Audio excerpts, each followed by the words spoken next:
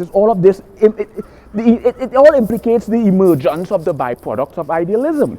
And even if we take a radical materialistic philosophical ideology, it postulates that mind, thought, and experience is not the fundamental, but is a byproduct or a secondary. Are you all with me? My whole point was to explain the difference between idealism, staunch idealism, and radical materialism. And you all understand what staunch means and what radical mean.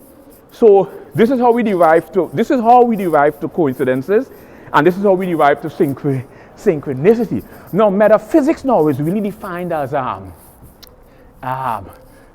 metaphysics is a philosophical ideology that postulates that